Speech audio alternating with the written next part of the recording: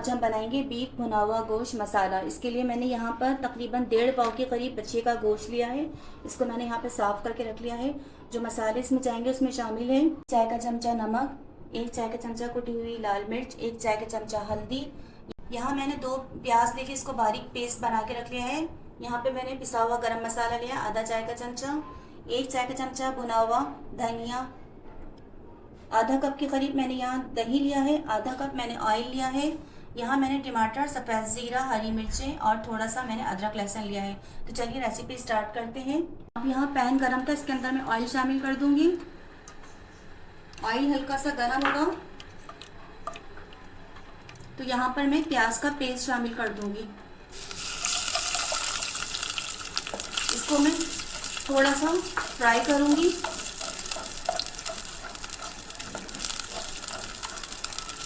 देखिए 3 से 4 मिनट हो गए हैं प्याज को फ्राई करते हुए, प्याज की पेस्ट को फ्राई करते हुए। इसके अंदर मैं गोश्त शामिल कर दूंगी। इसे भी हम पेस्ट के साथ अच्छे तरीके से भूनेंगे गोश्त को।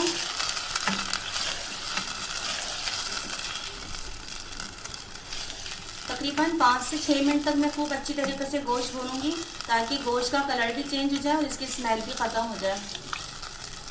जब तक गोश्त भुन रहा है हम यहाँ पर टमाटर, सफ़ेद ज़ीरा, हरी मिर्चें और अदरक लहसुन जो मैंने लिया है इसको पीस कर मैं इसका एक पेस्ट सा बना लूँगी।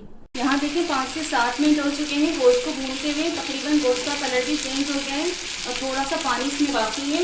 अब मैं यहाँ पर इसमें दही शामिल कर दूँगी और इसके अंदर मैं शामिल करूँगी नमक,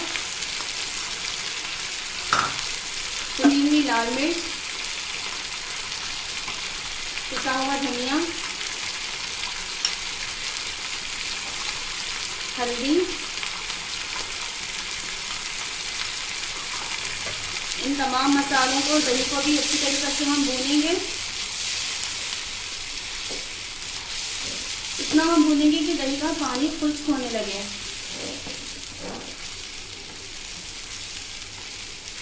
अब यहाँ देखिए दही का मसाला भून चुका है, इसका ऑयल भी ऊपर आ गया है।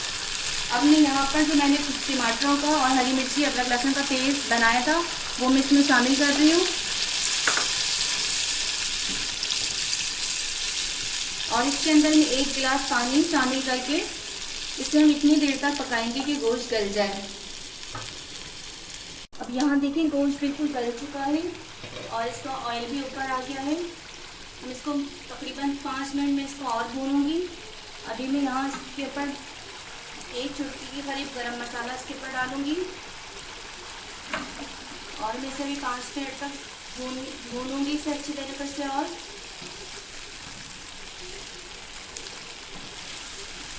पाँच मिनट हो गए, अब मैं इसे दम के ऊपर रख देती हूँ। 2 से 3 मिनट में इसे दम पे रखूंगी, फिर मैं आपको फाइनल डिश आउट करके बताती हूँ। चलिए झटपट से तैयार होने वाला बीफ भुना मसाला बिल्कुल रेडी है। अगर आपको आज की मेरी रेसिपी पसंद आई है तो प्लीज़ मेरे चैनल को ज़्यादा से ज़्यादा लाइक करिए, शेयर करिए, कमेंट्स करके मुझे ज़रूर बताइएगा कि आपको आज की मेरी रेसिपी कैसी लगी। नेक्स्ट वीडियो तक के लिए अल्लाह हाफिज़।